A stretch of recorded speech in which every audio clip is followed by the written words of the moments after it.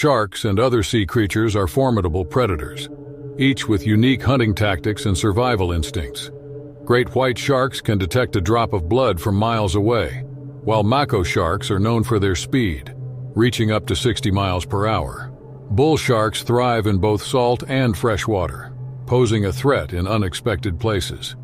Electric eels can deliver shocks up to 600 volts, and sea lions, though often playful, can become dangerously territorial. Even jellyfish, seemingly delicate, can cause severe pain and allergic reactions with their stings. Witness these intense encounters that reveal the raw power of the ocean's most dangerous inhabitants.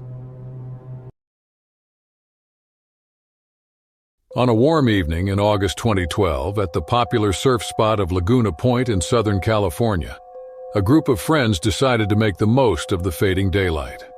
Laguna Point was known for its excellent waves and stunning sunsets, drawing surfers from all over the state.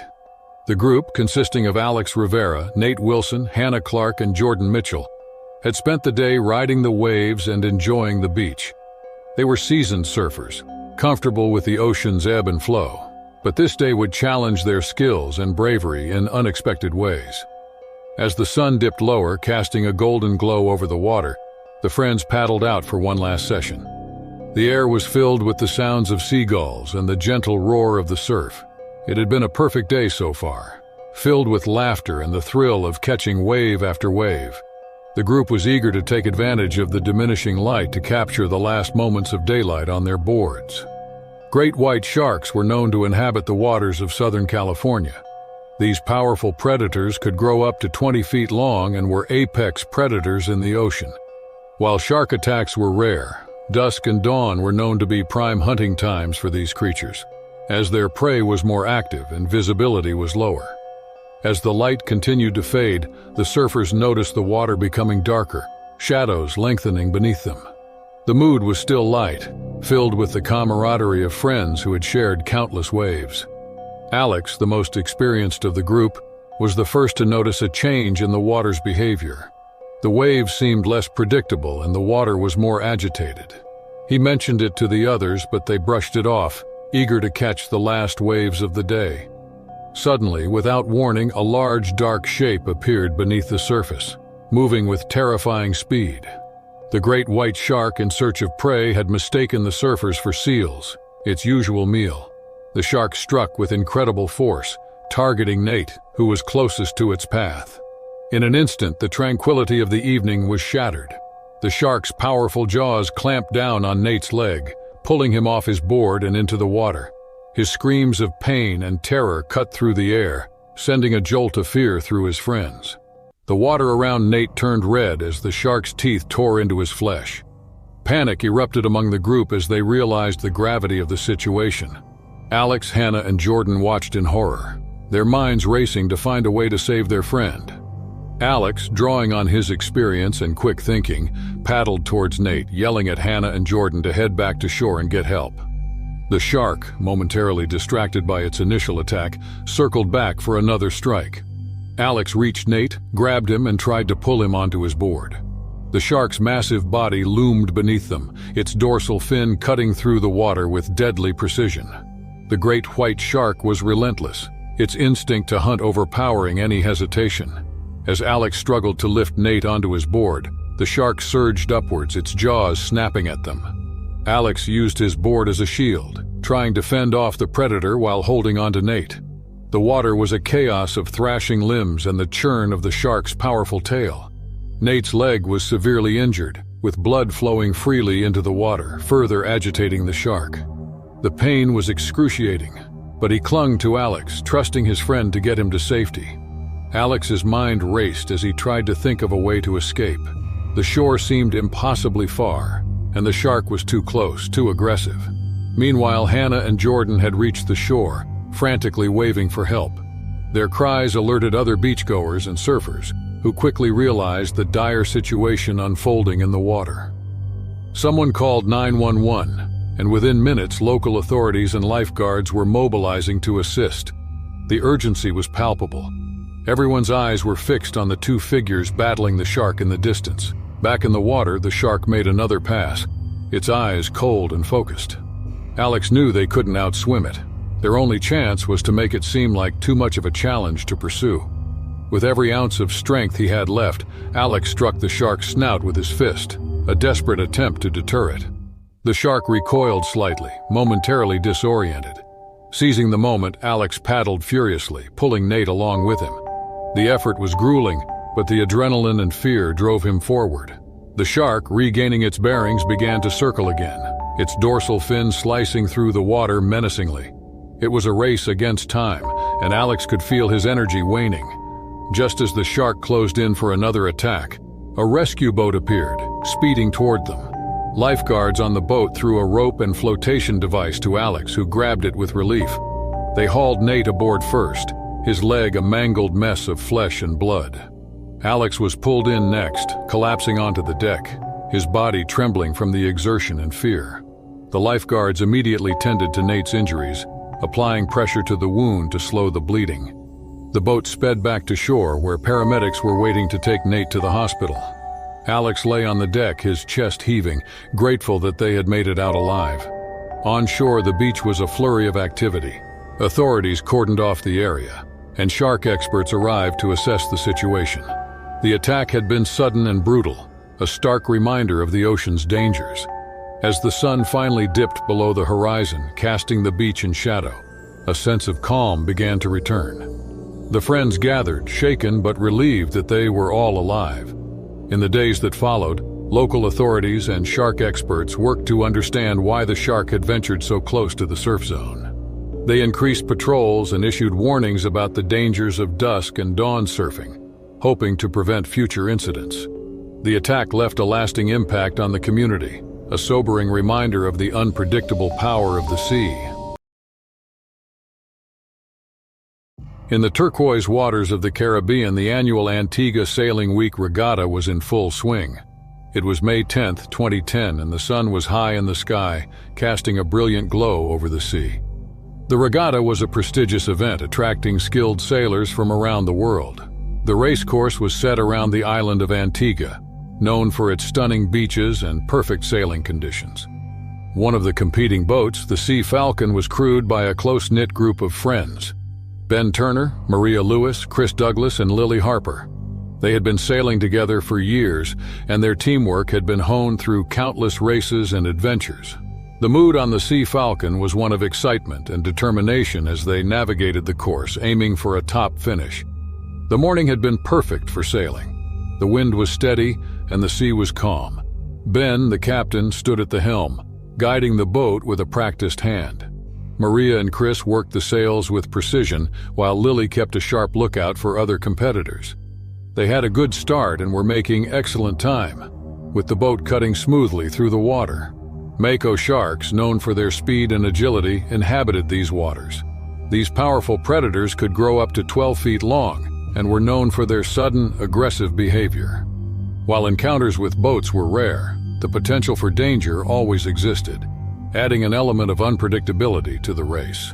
As the Sea Falcon rounded a buoy and headed for the next leg of the race, the crew noticed a slight disturbance in the water behind them. At first, they thought it was just the wake of the boat, but the disturbance grew more pronounced.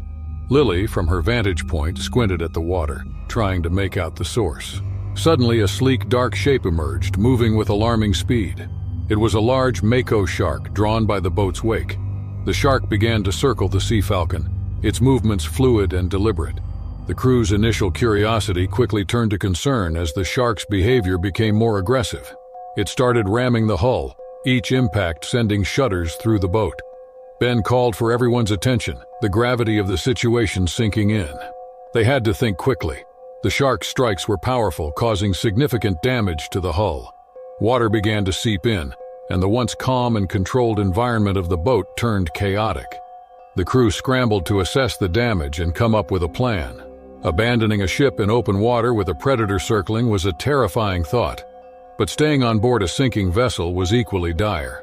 Ben tried to steer the boat away, hoping to outmaneuver the shark, but the creature was relentless, its predatory instincts fully engaged. The tension on the Sea Falcon was palpable.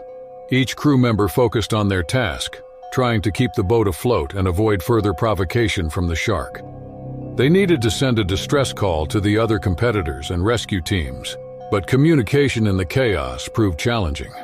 Maria grabbed the radio, her hands shaking as she tried to get a signal out. The minutes felt like hours as the shark continued its assault, the boat groaning with each hit. The Sea Falcon's situation grew increasingly dire as the Mako shark's relentless attacks continued. The hull was taking on more water, and the crew's options were dwindling. Ben's mind raced as he tried to balance steering the boat and keeping his crew safe. The shark showed no signs of leaving. Its aggressive behavior turned their race into a nightmare. Maria finally managed to get a distress call out, her voice steady despite the fear gripping her. She relayed their coordinates and the nature of their emergency, hoping that nearby boats or rescue teams would hear them and respond quickly. The radio crackled with acknowledgments, giving the crew a sliver of hope amid the chaos. Chris and Lily worked frantically to patch the hull, using whatever materials they could find. Their hands moved quickly, their faces set with determination. Every impact from the shark felt like a countdown, each second precious. Ben steered the boat in erratic patterns, trying to confuse the sharks and buy them more time. The shark made a particularly vicious strike, nearly throwing Ben off balance. The crew held their breath as the boat lurched, the shark's fin slicing through the water with deadly precision. Ben regained control, but the strain was evident on his face. He knew they couldn't keep this up much longer. Suddenly, a response came over the radio. A nearby competitor, the Windrider, had heard their distress call and was heading their way.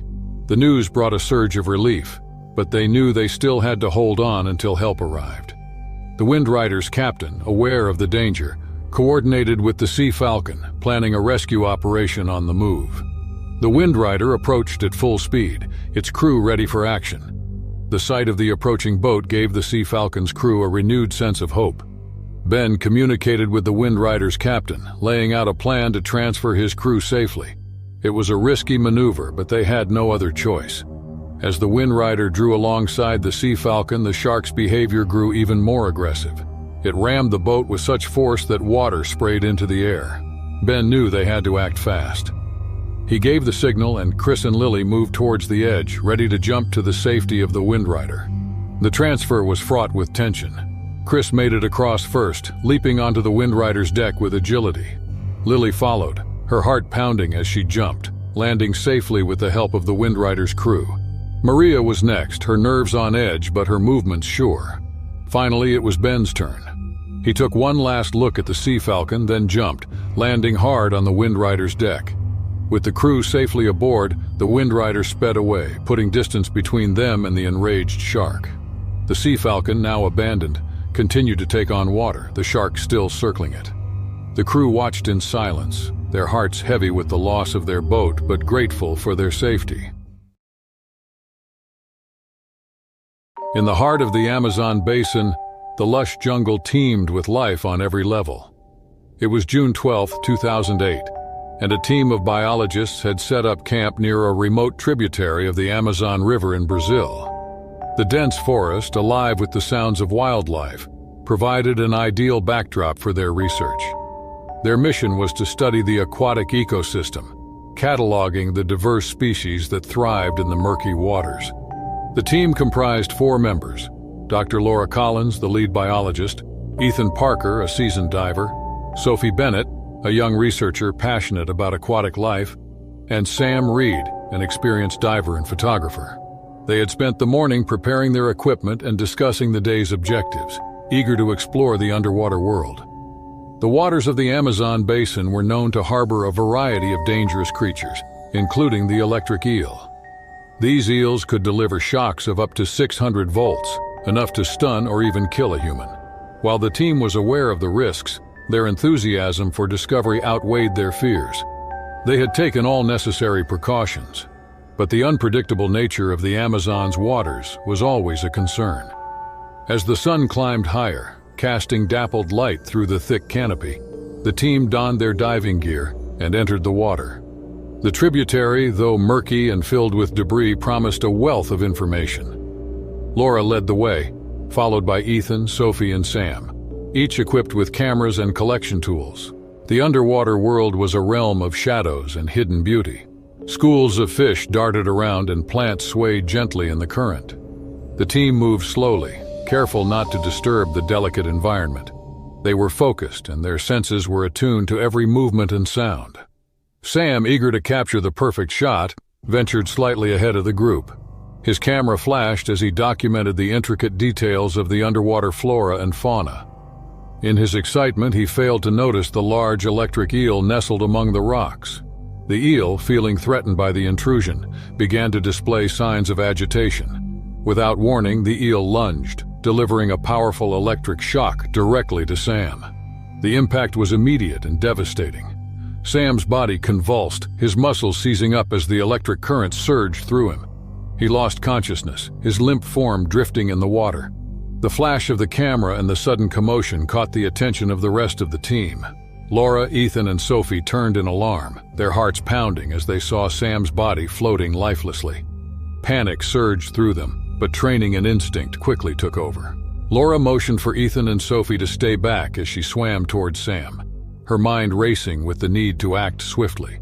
The murky water made visibility poor, and the eel, still agitated, remained a threat. Laura reached Sam and checked for signs of life. His pulse was weak and he was unresponsive. She grabbed him, pulling him towards the surface with all her strength. The eel, sensing another intruder, delivered another shock, this time to Laura. Pain shot through her, but she fought to maintain her grip on Sam. Ethan and Sophie, watching in horror, knew they had to help. Ethan signaled Sophie to stay close as he swam towards Laura and Sam. The water around them seemed to churn with danger, and every movement was a potential trigger for another attack. Ethan reached them, and together, he and Laura struggled to bring Sam to the surface.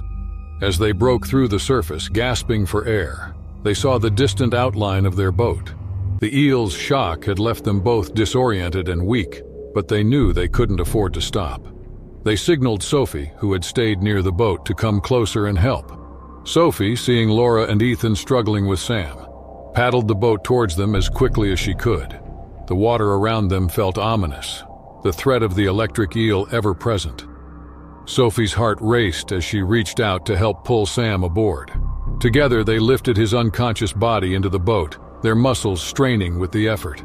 Once Sam was safely in the boat, Laura and Ethan scrambled aboard, their bodies still tingling from the eel's shocks. Laura immediately began administering first aid, checking Sam's vitals and ensuring he was breathing. His pulse was faint, but he was alive. They had to act fast to prevent any further complications from the electric shock. The team knew they had to get Sam back to camp, where they had better medical supplies. Sophie started the boat's engine and they sped towards the shore, the water churning behind them. The urgency of the situation hung heavy in the air, each second feeling like an eternity. As they neared the shore, the dense jungle loomed ahead, a stark contrast to the chaos they had just experienced. The team's camp was a short distance from the water's edge. They reached it quickly, carrying Sam to the medical tent with care. Laura and Ethan worked together, using their training to stabilize him and monitor his condition.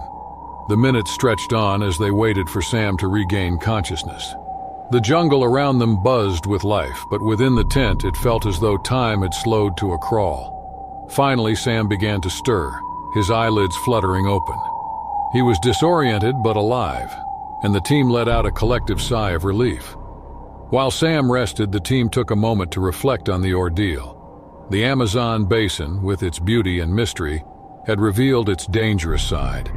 The electric eel's powerful shock had almost cost them a friend and colleague. They knew they had been lucky, and the experience underscored the need for greater caution in their work. In the summer of 2006, the wild and remote coast of Alaska was the scene for a guided kayak tour. On June 15th, a group of tourists gathered near Sitka, ready to embark on an adventure through the cold waters. The sky was clear, the air crisp, and spirits were high. The group consisted of Sarah Thompson, an adventurous traveler, Mark Davis, a nature enthusiast, Jenna Lee, a photographer, and Kevin Patel, a novice kayaker. Their guide, Jake Williams, was an experienced kayaker with a deep knowledge of the local wildlife. The Alaskan coast was home to a variety of marine life, including the powerful stellar sea lion. These animals could weigh up to 2,500 pounds, and were known for their territorial behavior, especially the males. Encounters with these sea lions could be unpredictable, particularly during the mating season when the bulls were on high alert. The tour started smoothly as the group paddled out, enjoying the scenic views of towering cliffs and dense forests. The water was calm and the group moved leisurely, taking in the beauty of the untouched wilderness. Sarah and Mark chatted excitedly, pointing out different birds and sea otters they saw along the way.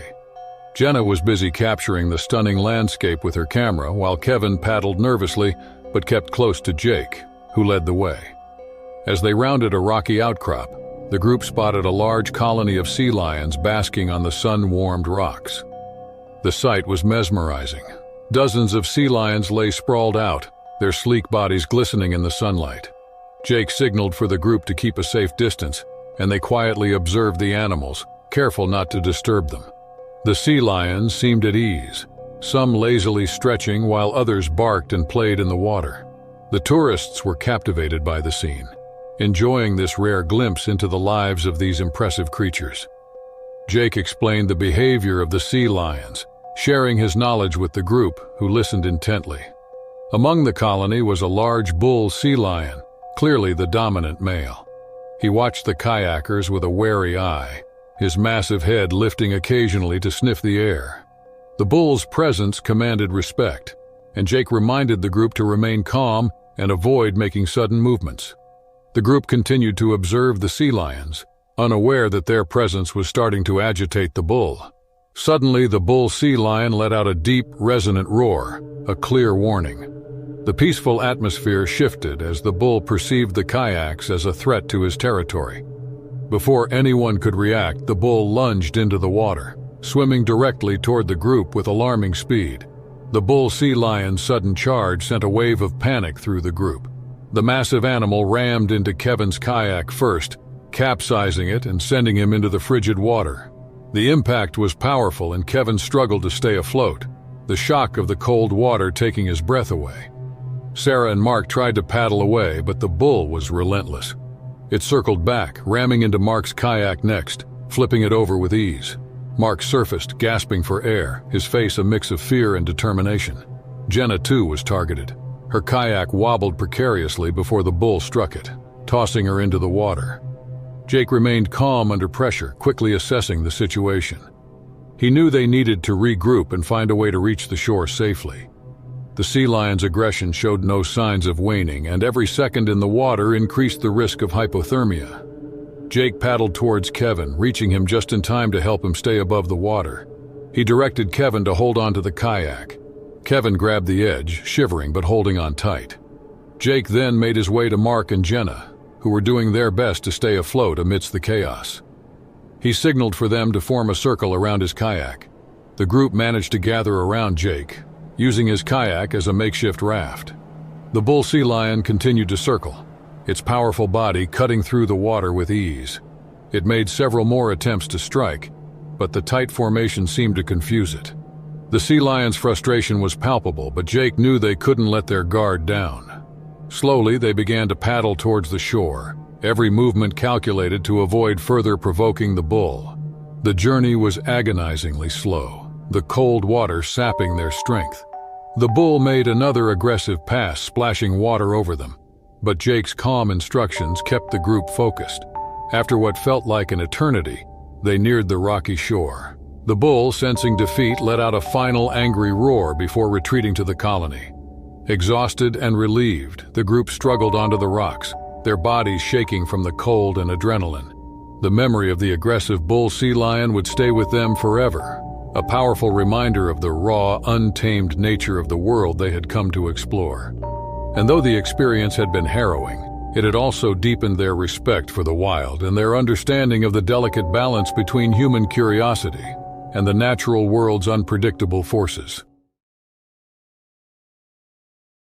On a warm summer day in July 2004, the waters of the Florida Keys shimmered under the bright sun. Daniel Cruz, an experienced spearfisher, was preparing for another day of adventure in these vibrant waters. Known for their rich marine life, the Florida Keys are a spearfisher's paradise. The coral reefs teemed with a variety of fish, offering both beauty and challenge to those who ventured beneath the surface. Daniel's boat, the Ocean Explorer, bobbed gently on the waves as he finalized his gear. He had been spearfishing for years, honing his skills and learning to respect the underwater world. His goal today was to catch a prize fish, one that would be the envy of his peers. He adjusted his mask, checked his spear gun, and took a deep breath before diving into the clear, warm water. The coral reef below was a kaleidoscope of colors. Schools of fish darted in and out of the coral formations, creating a mesmerizing display. Daniel swam gracefully through the water, his eyes scanning for any sign of a sizable catch. The thrill of the hunt coursed through his veins as he moved silently, trying not to disturb the underwater harmony. Barracudas were common in these waters. Known for their speed and sharp teeth, they were formidable predators. Daniel had encountered them before, and while they usually kept their distance, he knew they could be unpredictable. The key was to stay vigilant and avoid sudden movements that might provoke them. As Daniel explored the reef, he spotted a large grouper lurking near a coral outcrop. His heart quickened with excitement. The grouper was a perfect target, its size promising a significant catch. He positioned himself carefully, aiming his spear gun with precision. With a swift motion, he fired, and the spear struck true. The grouper struggled briefly before succumbing to the wound. Daniel swam towards his catch, the thrill of success making him momentarily forget the potential dangers around him.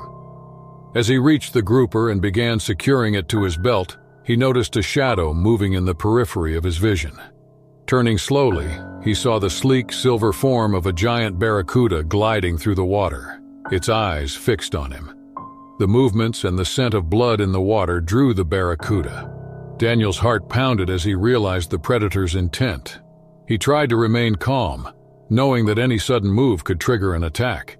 The barracuda circled him, its sharp teeth glinting ominously.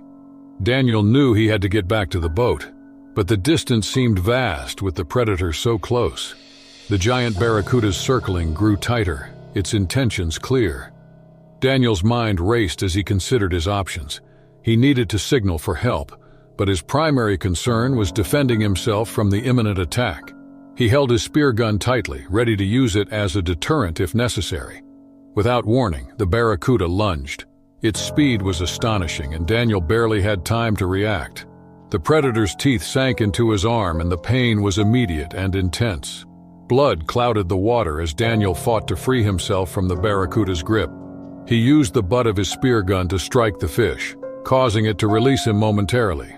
Daniel's arm throbbed with pain, but he couldn't afford to lose focus. The barracuda circled again, ready for another strike. Daniel kicked hard, propelling himself towards the boat. Each movement was a struggle, as the pain and loss of blood sapped his strength. He glanced up, seeing the outline of the Ocean Explorer, but it still felt so far away. As he swam, Daniel managed to activate his emergency beacon, hoping the signal would reach his boat and alert his friend Paul, who was on board. The barracuda, undeterred, launched another attack. This time, Daniel was prepared. He thrust his spear gun forward, striking the fish in its side. The barracuda recoiled, but its aggression was undiminished. Daniel continued his desperate swim, his energy waning. The boat was closer now, but the barracuda was relentless. It made another pass, and Daniel used his good arm to fend it off, his movements growing weaker. He could see Paul on the deck, frantically preparing to dive in and assist. The sight gave him a surge of hope. With a final burst of energy, Daniel reached the boat's ladder. Paul grabbed his arm, pulling him aboard with a strength born of urgency. They collapsed onto the deck, and the immediate danger was finally over. Daniel's arm was a mess of blood and torn flesh, but he was alive. The barracuda circled below, its eyes still locked on the boat, but it did not attack again. Paul quickly grabbed the first aid kit and began treating Daniel's wounds. The pain was intense, but Daniel was relieved to be out of the water. The encounter had been a stark reminder of the risks inherent in spearfishing, especially in predator-rich waters like the Florida Keys. He knew he had been lucky to escape with his life. Daniel's heart rate began to slow as the immediate threat subsided. He looked out at the water, the barracuda's form still visible below the surface. The predator had been formidable, but Daniel's quick thinking and Paul's timely intervention had made all the difference. The experience had shaken him, but it had also deepened his respect for the power and unpredictability of the ocean. The ocean explorer headed back to shore, the ordeal leaving a lasting impression on both Daniel and Paul. They knew that spearfishing would always carry risks, but the thrill of the hunt and the beauty of the underwater world would continue to draw them back. The encounter with the giant barracuda served as a powerful reminder to stay vigilant and prepared, no matter how experienced one might be. Daniel's arm would heal, but the memory of the attack would remain. It was a lesson etched in blood and pain, a testament to the delicate balance between man and nature. The Florida Keys, with their stunning coral reefs and diverse marine life, will always be a place of wonder and danger. For Daniel, it was a place that demanded both respect and caution, a reminder that the ocean's depths held secrets and perils beyond imagination. In the summer of 2002, the luxurious Mediterranean resort of Villa Maris, located on the southern coast of Italy, was a haven for vacationers seeking sun, sea, and relaxation. On a beautiful day in mid-July, the resort was bustling with tourists. The clear blue waters of the Tyrrhenian Sea sparkled under the bright sun, inviting guests to swim and snorkel. Among the vacationers were Emma Lopez, a travel writer, Robert Hayes, a retired professor, Lisa and Mike Anderson, a young couple celebrating their anniversary, and Julian Ford, an avid swimmer. The day had started perfectly.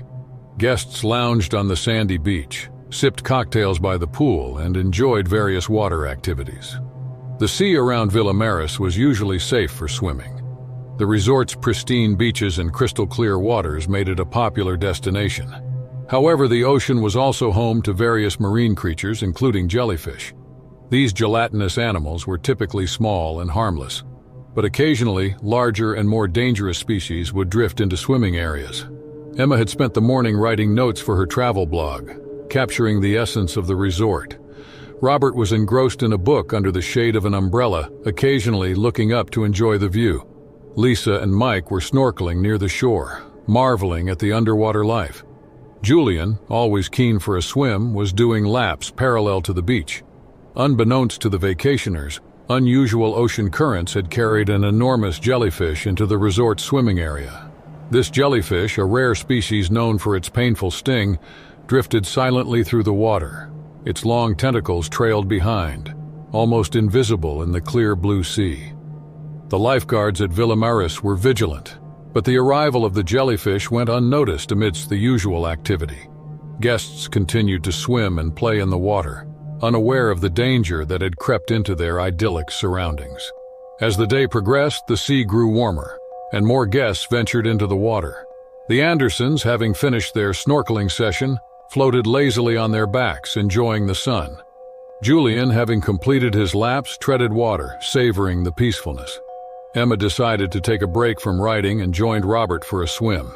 Suddenly, chaos erupted. Lisa, feeling a sharp pain in her leg, screamed and struggled to stay afloat. Mike rushed to help her but was stung on his arm. Julian, who was swimming nearby, felt a burning sensation across his back as the jellyfish's tentacles brushed against him. Emma and Robert, startled by the commotion, looked around in confusion as more swimmers cried out in pain.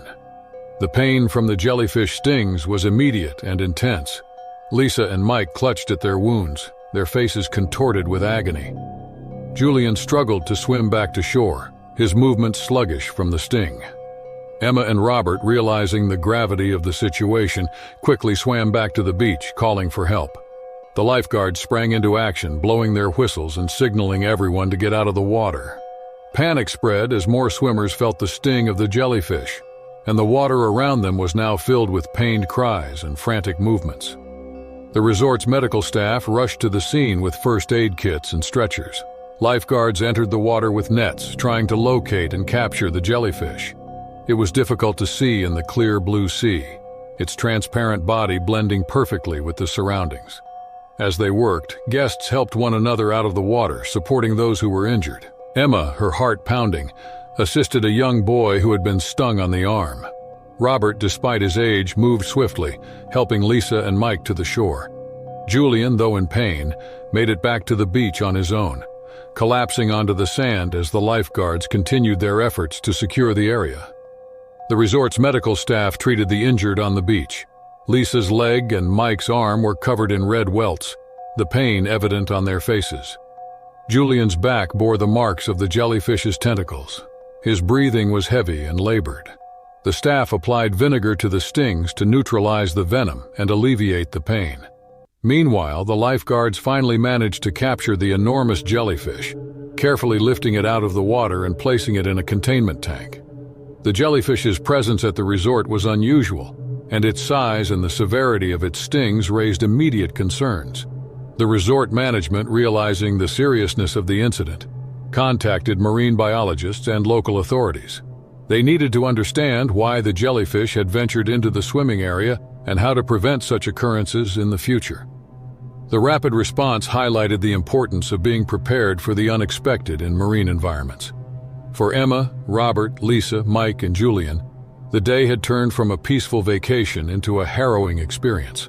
The pain from their stings was a stark reminder of the hidden dangers that could lurk beneath the surface of even the most inviting waters. As they recovered, they gained a newfound respect for the power of nature and the importance of vigilance.